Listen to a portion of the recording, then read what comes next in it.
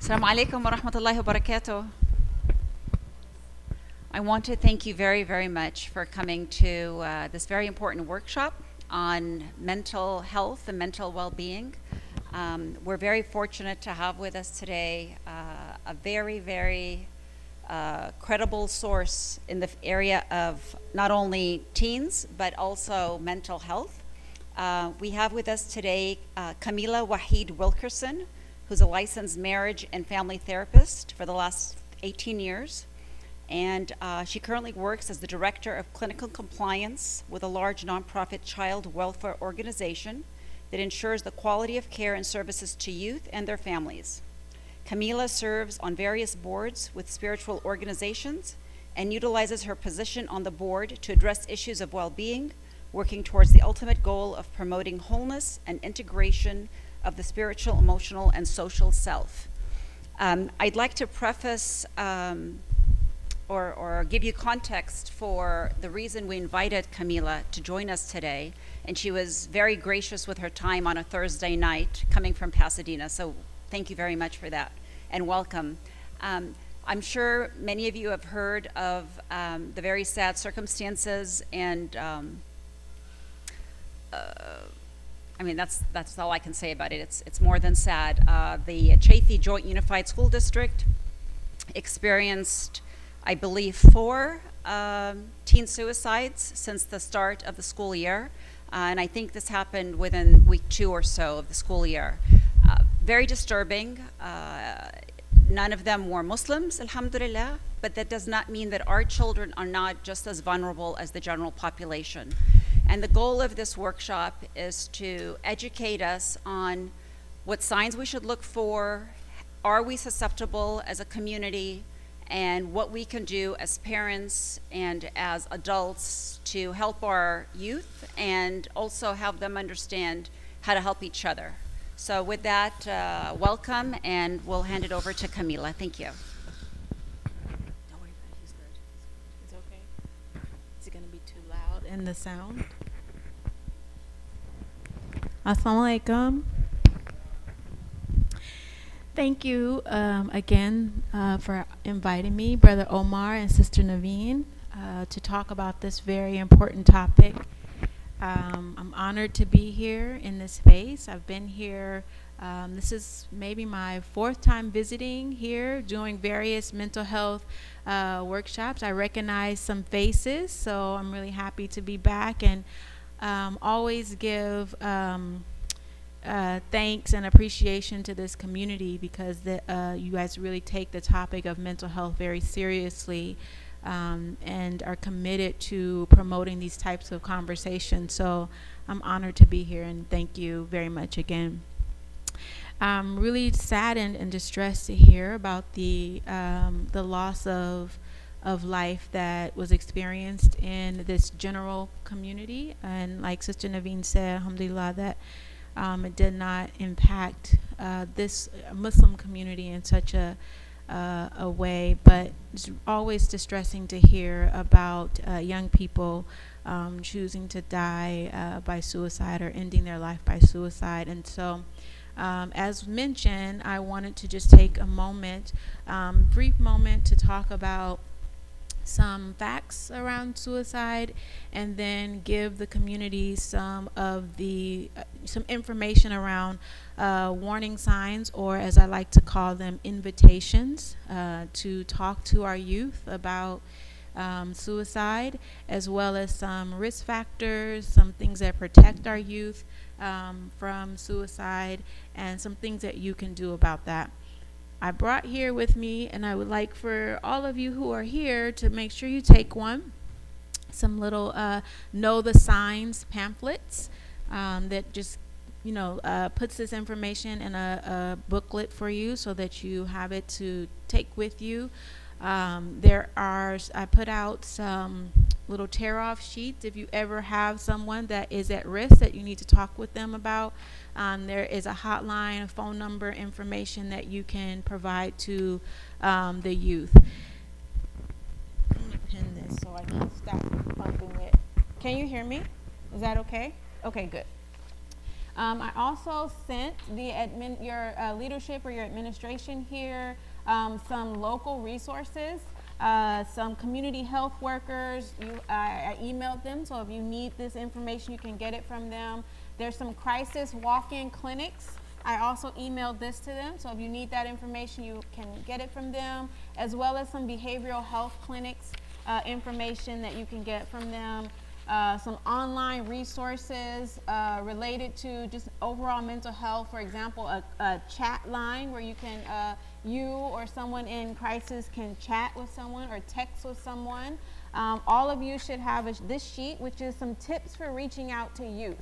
Some things that you can keep in mind when reaching out to youth to talk to them about suicide or any mental health challenges. And then I also emailed your leadership here a list of local Muslim mental health providers. So if you or someone that you know is looking for someone specifically that is Muslim and trained in mental health, you can find that information with your leadership. So let's talk about suicide. I wanted to give you a few facts related to suicide. Suicide is the second leading cause of death for children or individuals aged 10 to 24. This information is taken from the CDC, the Centers for Disease Control, and that statistic is staggering and it's increasing. Suicide is the second leading cause of death for college-age youth, ages 12 to 18. More teenagers and young adults die from suicide than cancer, heart disease, AIDS, birth defects, stroke, pneumonia, influenza, and chronic lung disease combined. Each day in our nation, there are an average of 3,041 attempts by young people age or grades 9 through 12. If these percentages were applied to grades 7 and 8, they would be exponentially higher. And then lastly, 4 out of 5 teens who attempt suicide would have given clear warning signs. And that's really what I wanted to focus on today, is hopefully educating our community about what are some of the warning signs, because this issue does impact our community.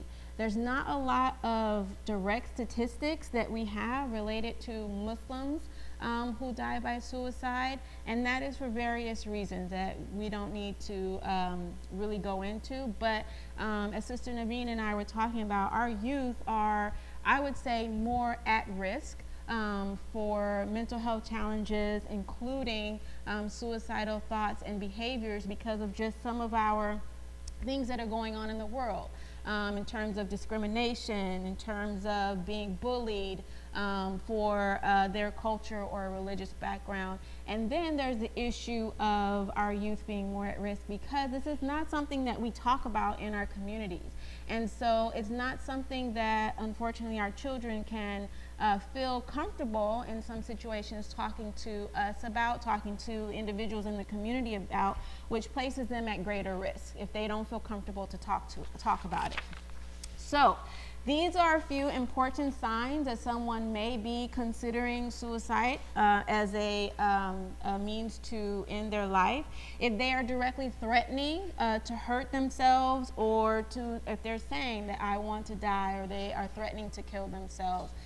This is something that we need to take very seriously and pay attention to. If they are seeking access to things that they can, in ways that they can end their life, if they're looking for pills, if they're looking for weapons, if they're writing about, death, or posting about it on social media, we need to be aware of these things, because that is something that is one of the clear signs or invitations, as I like to call them, for us to be curious and ask them more questions about this topic. If they are expressing hopelessness, or they express that they don't really feel like they have a reason for living, or they're questioning the purpose of life, this is an invitation for us to say, let me be curious about this and ask some questions, and being brave enough to ask those questions about what that means for them. If they have a lot of anger that really comes from nowhere, or rage, or sometimes people do consider suicide as a means of revenge. And so if that is something that they have been thinking about and have expressed either in their writing again or on social media or directly to someone, that's a cue or an invitation for us to take that very seriously and talk to them about it. If they're acting recklessly or engaging in risky activities, this one is very challenging because, especially with adolescents, because during that time period, they are, for lack of a better word, naturally kind of fearless and reckless and engage in kind of risky behaviors. But it is a cue for us to keep in mind and be aware of. This is especially important because the number one cause of death among all people is accidents. And unfortunately, in a lot of situations, we may not know if something, let's say a car accident, is a true accident or if it was someone that intended to take their life by suicide. And so that kind of reckless behavior we need to kind of pay attention to. We did have a situation once where there was a youth who was driving, really fast and recklessly, and we don't know if that was, them just being dangerous and, living on the edge, or if it was them having some suicidal thoughts and ideation. If a youth communicates that they're feeling trapped and have, they don't know where to go, what to do, this is a sign or an invitation to consider that they may be considering suicide. Some additional signs, if they are, typically we say if they're increasing in alcohol or drug use, but for our community, if they're engaging in alcohol or drug use, that is a cue for us to be curious and to talk to them about that behavior. If they're withdrawing from friends, family, or society, this is a very direct sign that we need to be concerned about. If they're withdrawing from people and isolating, this is a sign or symptom that they may be considering suicide. If there's a dramatic change in their mood, either positive or negative, it's something that we want to be curious.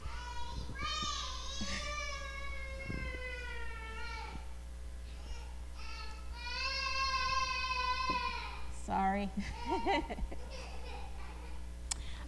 So if their mood decreases, of course, that's kind of obvious. That's something that we want to be curious about. But also something that people are not always aware of is if that mood increases after a period of them being kind of low, having depression or kind of down in the dumps, and all of a sudden they're chipper and kind of high on life. We want to be curious about that change. Okay? If they are sleeping all the time or unable to sleep, if their hygiene dramatically changes, if they're anxious or agitated, that is uncommon to their kind of baseline behavior. And then, of course, one of the more classics invitations, if they're giving away their prized possessions because for some reason they are not going to need them anymore. So let's talk really quickly about things that protect our youth from suicidal thoughts and behaviors. Any thoughts on that? If you want to shout it out. Anyone curious about things that protect our youth from suicidal ideation, suicidal thoughts or behaviors? Mentors in the community or school, others? Yes. Religious leaders, religion itself, spirituality. These are some of the things that protect our youth from suicidal behaviors. Having access to care, so either medical care, mental health care, having family and connection to community, either a family system or a larger community system, having good problem-solving skills. Contrary to popular belief, monitoring our youth activities. So a lot of times our youth are like, they want to do what they want to do and they don't need anyone monitoring their behavior and activities, but having someone care about you enough to monitor your activities is a protective factor, okay? One of the number one protective factors that we find with youth that protect them from developing a mental health issue or suicidal behavior is feeling close to at least one adult. And so I always say when I do different trainings that could be you. So it's very important for us to be present and available for our youth so that they feel close and connected enough to talk to us if they are considering, if they're developing a mental health issue or considering suicide. So, risk factors. What are some risk factors? Thoughts?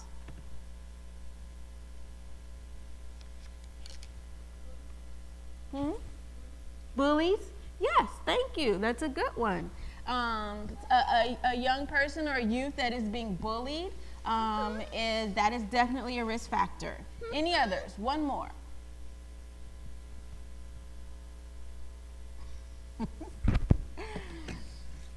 Stressful events or trauma. Trauma overall is one of the biggest risk factors for just, again, developing a mental health challenge or issue. It's a very big risk factor for someone who might be considering suicide. That doesn't mean that automatically if someone experiences a traumatic event that this will be the path that they take, but it is a very high risk factor that we want to be concerned about.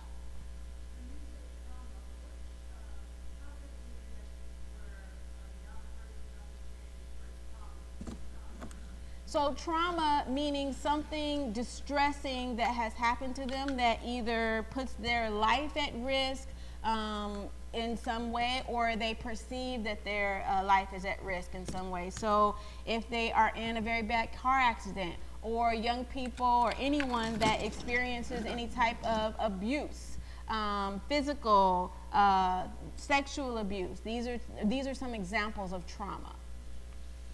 One of the biggest a big risk factor is local epidemics of suicide, which is one of the reasons why we're having this talk today, is the 4 suicides that happen in this regional community, I should say. And so it kind of creates an epidemic in that if it kind of starts a chain, unfortunately, and that reason is sometimes youth and people in general may see like, oh, that was an answer for them, that might be the answer for me, okay? So that is one of the risk factors.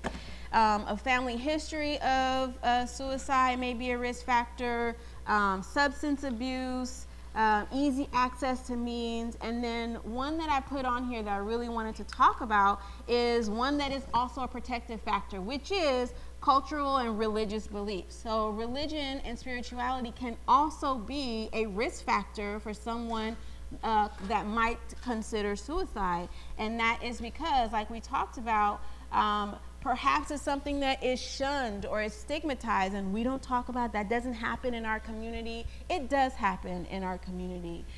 We're just not talking about it. Or people who have experienced a family member dying by suicide, they may not call it suicide for various reasons.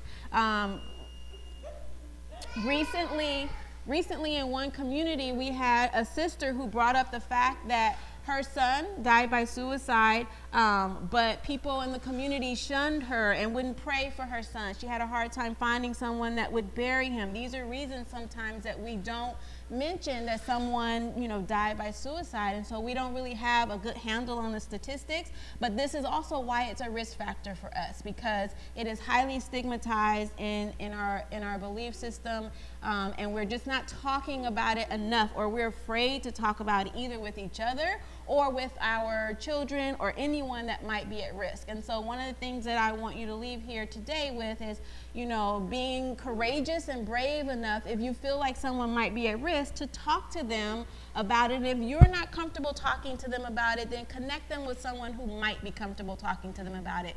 But pay attention to the warning signs and the risk factors. I was at an event a couple weeks ago, and a pastor who was talking about this very topic, one of the things that his parting words were, don't brush it off, meaning like, oh, I'm sure that's not what's going on, and also don't pass them off, meaning don't say, well, somebody else will pay attention to it and someone else will deal with it. You are enough, and I just want to really encourage you, if you have concerns about anyone that might be experiencing distress or be at risk of suicide, to talk to them about it. Discuss your observations with them in a factual manner.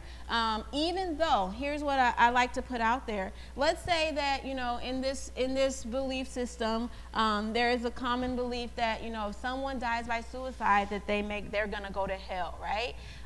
That may be your belief, and I'm not saying that you shouldn't have a right to your beliefs, but I'd like you to consider in the moment if saying that to an individual is going to be helpful in that situation.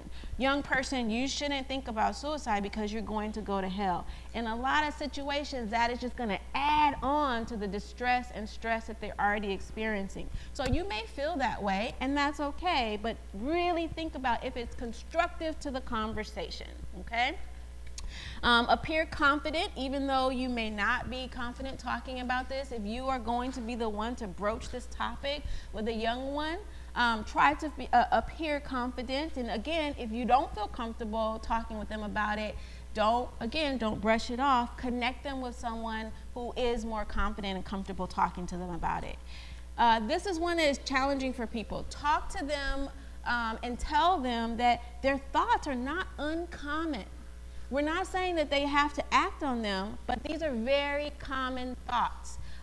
It's very common for individuals to battle or deal with mental health issues. And if we normalize it a little bit more, and we're not normalizing suicide itself, but we're normalizing, I understand you have these thoughts. It's okay to have these thoughts. You don't have to act on these thoughts, and here are ways that we can help you not do that, okay?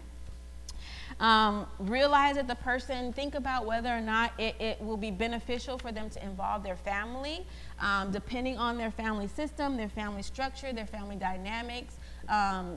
You have to also consider your legal obligations depending on, you know, the situation that you're in. But it may be a topic that they don't feel comfortable broaching with their family, which again puts them at greater risk. And so that's something that you want to consider. Always try to involve a young person in the conversation so that things are not happening to them, that they are partnering with you in that conversation. And then if that person is in crisis or in distress, if they have a weapon, if something's already happened, please call 911. I know that there are some challenges in a lot of cultural and minority communities with, you know, calling 911 or involving police. But if it is an issue of safety that has happened with that young person already, please call 911 to get some help, okay? So in thinking about what you could possibly say to a young person, don't beat around the bush. If you are concerned that suicide may be an issue, just come right out and say it. You know, I'm concerned that suicide is an issue. Is this something that you're thinking about? Are you thinking about suicide? Are you thinking about dying? Are you thinking about killing yourself? Saying those words feels very like, woo, you know, but we have to be comfortable and confident in broaching the issue so that we can at least open up the dialogue and have the conversation, okay? If that person does say yes, you want to ask a little bit more questions. And make sure that you are asking about it. Is that going to happen like right now? Do they have a plan? Because that tells you about the action that you need to take. Do you need to call 911 right now? Do you need to call a family member? Do you need to stay with that individual? So typically when someone has done a great deal of planning, that puts them at greater risk. But that doesn't mean that if they don't have a plan, they're not at risk. So one of the things that we encourage you to ask is, are they thinking about suicide? And if so, what is the plan that they've been considering? So that lets you kind of know what you need to do. If they are at risk, please do not leave them alone. Even if if you're not the one that can help them, please connect them with someone that can help them. Make sure that they have a safety contact. If they are not feeling, like they feel distressed later on after they've maybe calmed down, who can they reach out to? One of the resources that I emailed Brother Omar is a lot of wellness resources, including the National Suicide Prevention Lifeline. There's some phone numbers out on the tear-off sheet that I gave you. That information is here on these little pamphlets. So there's a lot of information. Like I said, there's chat lines, text lines. There's lots of access to resources where we can connect a young person with. If we're not going to be that one, make sure they have someone that they can connect with. Please, again, don't use guilt or threats or religion to hurt individuals who might be considering suicide, because again, it only serves to exacerbate the problem, especially if you know that that's something that may not be helpful to that young person. And please, seek additional help if you are not able to support that person, or if they're in immediate crisis, okay? I encourage you all, if you have not already taken mental health first aid, to find a course around you. Mental health first aid is a really great resource that gives you some additional ways that you might connect with someone that might be in distress. I wanted to introduce you really quickly to the 5-step action plan that we use in mental health first aid, which is called ALGE. It stands for the A, meaning you need to assess, meaning ask the questions about suicide or harm. The L stands for listen to a person non-judgmentally. These are things that you can do in your everyday life. The G stands for give reassurance and information to a young person about this topic. Connect them with resources that may be helpful to them. Encourage them to reach out to a medical or mental health provider. And if they don't believe in, therapy, or they don't want to go to their doctor, identify or encourage them to identify other social supports and self-help strategies. These are some things that you can do to help a young person that might be considering suicide. Questions, thoughts?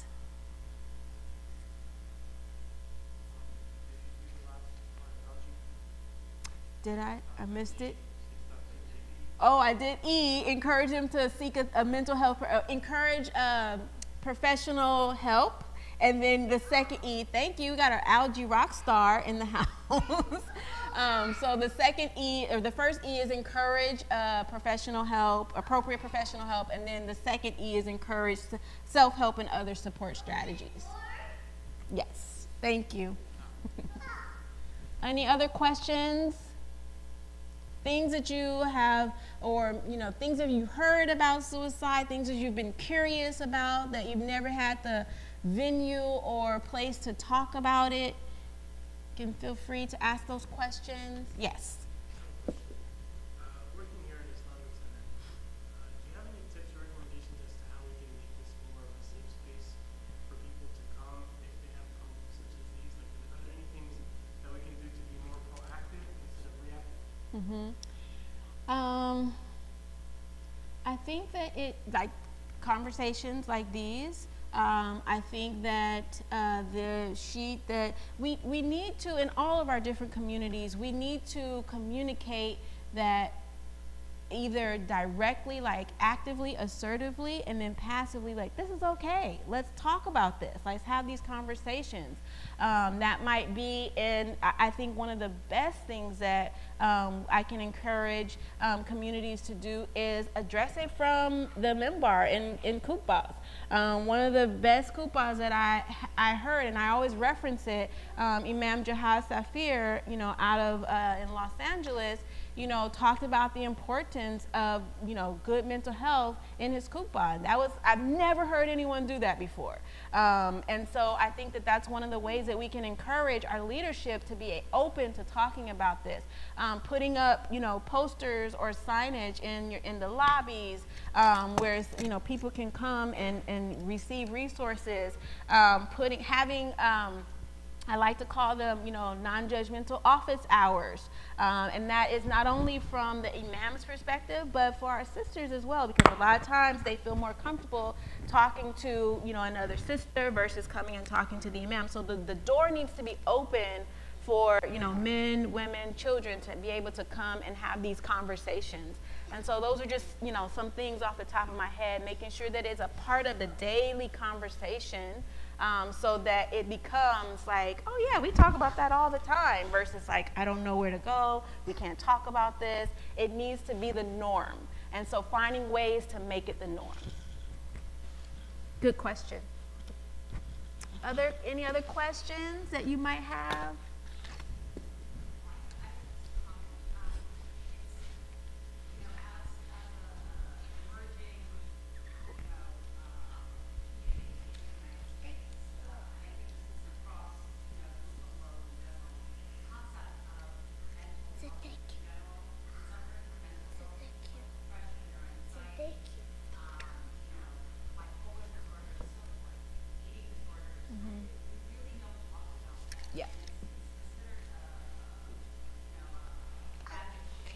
Yes. And it's very sad because I don't think as Muslims we realize that our own prophet suffered from depression and anxiety at Yes. times. Yes. And he was given the tools of how to combat that. Mm-hmm. So it's a very normal human emotion. Yes. And we all go through it. And how do we pierce that stigma, if you will? More than just talking about it, what can we do?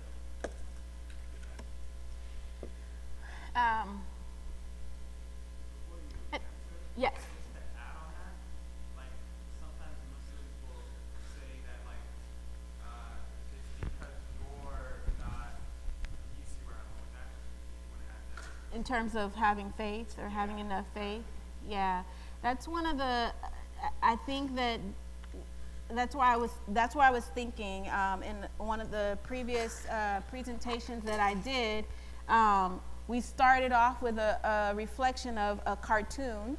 And the cartoon was, there was a man, and he's clearly Muslim, and he's kind of like, huddled over, and he's telling someone who appears to be a religious leader, like, oh, I haven't left the house in weeks. I can't eat, I can't think, I can't sleep. And the religious leader, the response was, pray 2 rakas and then come and talk to me. And so we have to stop. What's the word I'm looking for? For lack of a better word, criminalizing having, emotional distress. This is a regular and normal part of the spectrum of human emotion. And so I think that we have to, that's one of the steps that I would say, is that think about it differently in terms of, our prophet, peace be upon him, struggled with some issues. And one of the first talks that I did about this topic was to mention, the surah in the Quran where the prophet is obviously in distress, and Allah tells him, like, would you, beat yourself to death or, stress yourself to death over this issue? And so we have to just reframe our thinking, all of us individually, in terms of how we think about mental health issues, that this is a normal spectrum of human emotion. And so that's one of the first steps, that we stop, making it an issue of a lack of faith, because that's not what it is.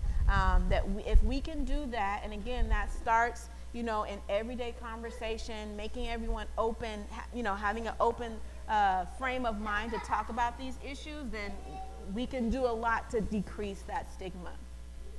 Another thing that we can do is, it's kind of still in the vein of talking about it, but it's a different way that we talk about it, in terms of talk about what's happened for you. Some of the most powerful panels that I've seen, presentations that I've seen, are people from the community talking about their distress. Hold on, just take him out. Try. Huh? No. And it's always a challenge, because I think that, kids always should be free to, be in the masjid, but, sometimes they're distracting and noisy, but we do what we can. So I think that one of the things that we can also do is model what we want to see from our community members and our leaders. And what I mean by that is talk about our own distress. If we don't talk about it, and everyone's hiding how they feel, or hiding that we're really normal, regular people, and if we're talking about it more, we're modeling that more, then hopefully people will be more open to talking about it. Yes. Yeah, I feel like also like a habit, is like when people open up or like reach out with things like this, people will say, what do you have to complain about? Yes. Like what's so hard for you, Yes. look at our own people and look what they're going through. Yes. Like you're complaining. Yep. And so, and it's, they almost put this whole thing of like cowardly. Yes. Like around, like any, like what, so it's like you reach out and then that makes you never want to do that again. Yep. Because now you're a coward. Yes. So I feel like, I guess like, how do we, I guess not try and, like, I don't know exactly how to Go word out it and better, let him take but, it. like, No, go out. where I'm And he'll going follow with you. it, but like, I guess like how do we use our words and not, not, Hurt people with our words. yeah, like how do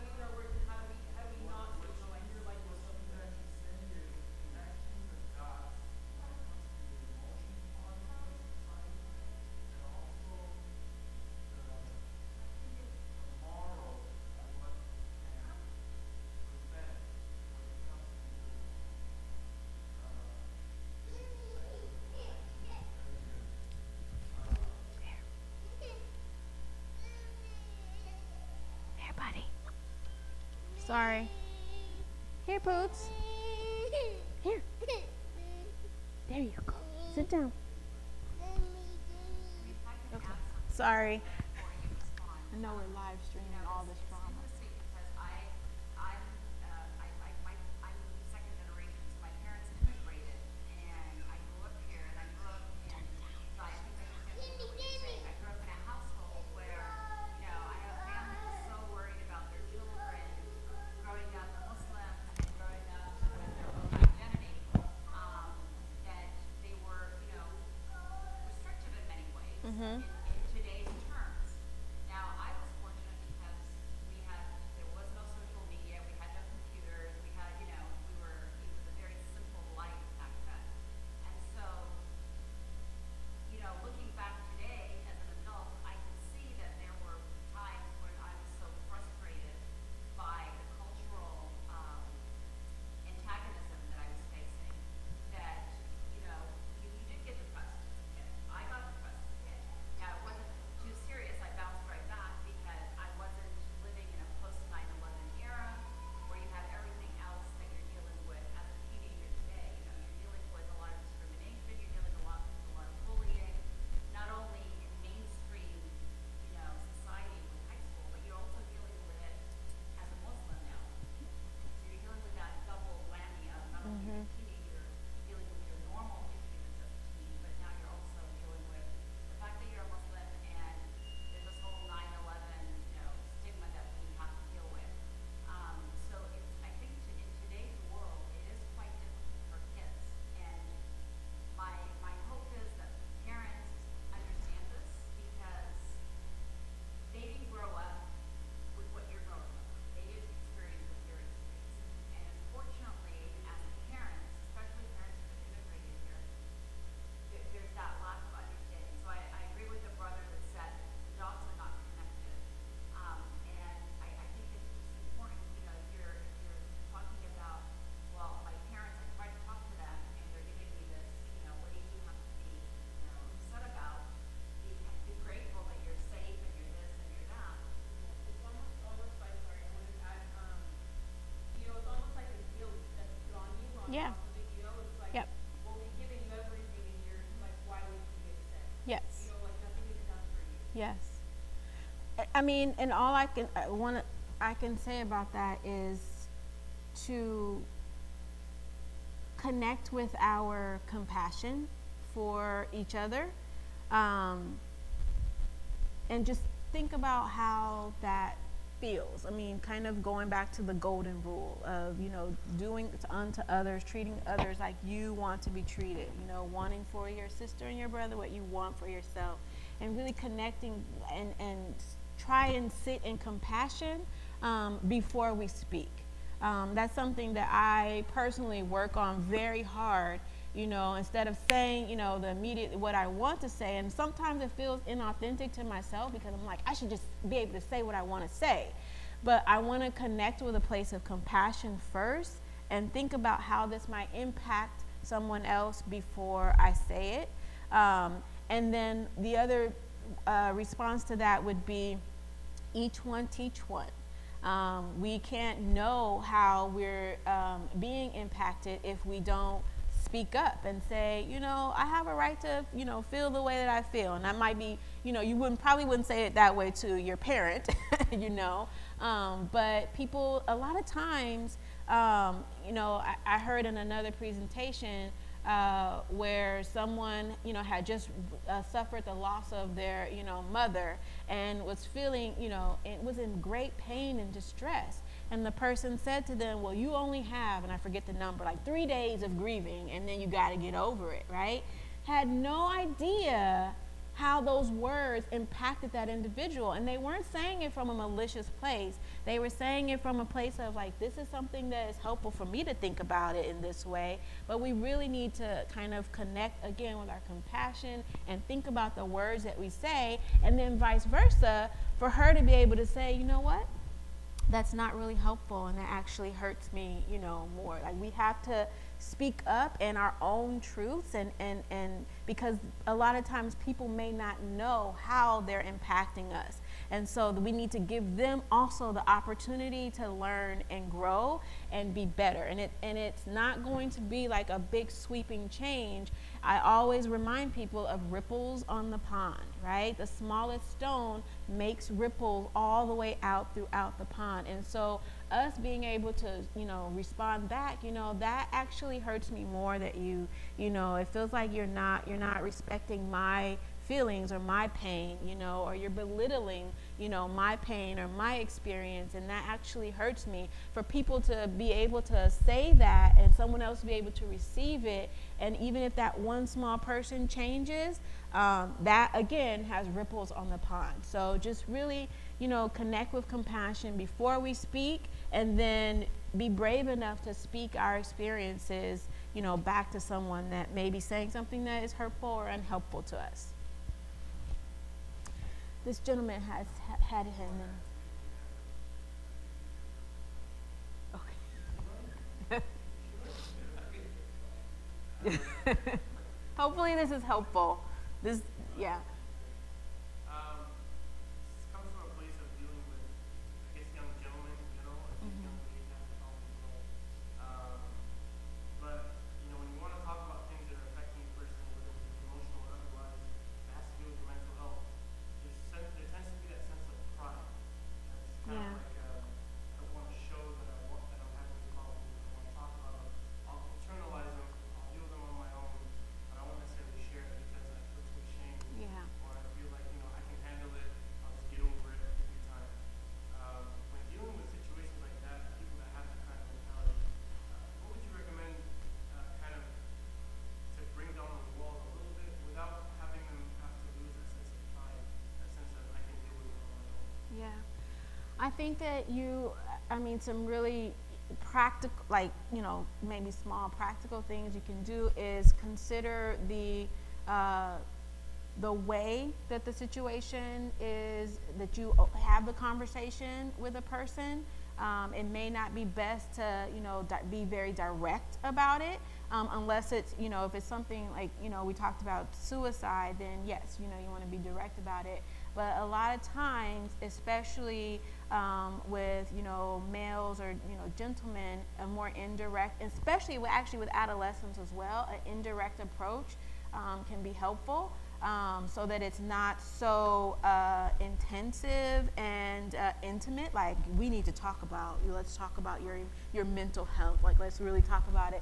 You might, say some things over a basketball game, or food is a wonderful way to, have informal conversations. Or you might approach it in a way like, so-and-so is going through this, or I, have gone through this. A lot of times, like I mentioned earlier, modeling, meaning show them. They may not know how to do it, but if we can show them how maybe they can have that conversation, and, then it may be a little bit easier for them to come about it. We also have to think about, I like to use the phrase, it's a marathon, not a sprint. We might want to get to it right now, but you might have to plant seeds for that conversation to be able to grow. So it may take you weeks, it may take you a couple months, it may take you years in some situations for a person to feel comfortable enough to say, I'm really going through something, or, this is what's happening to me, for them to be able to do that. So we can be patient with each other, and then just still continue to be present. For individuals, it's not like, oh, well, he didn't talk to me or she didn't talk to me, and so I'm out. I'm not going to try anymore. We have to really be patient with each other and allow them to know that this is a safe, space where they can have that conversation. Good questions, all of you. Thank you. Any others?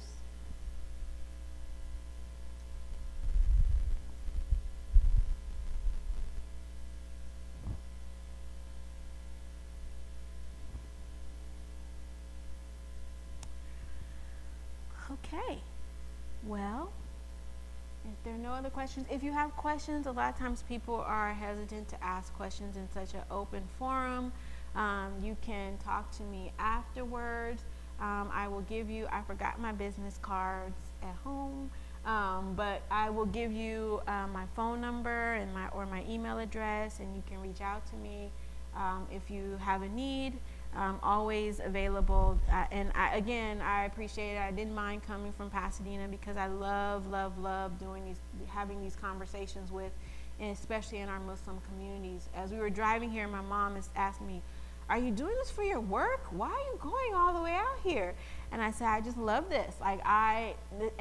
Doing things like this opens up the conversation where people feel more and more comfortable talking about mental health in the Muslim community." I can't count. I'm having another conversation on Saturday. I'm going to Institute of Knowledge, and then maybe on the 22nd going to another community. Like, more and more people are having these conversations, and the way that we do that, again, ripples on the pond. It starts with one masjid having this open dialogue and continuing the dialogue. I know that there was concern like, oh well, we don't know how many people are going to be there. It doesn't matter. If there's just one, again, ripples on the pond, and then maybe next month you have another talk and there's 5 more people. You just continue the great work that you're doing, and I really appreciate you for inviting me and having this conversation. Thank you. All right. Assalamu alaikum.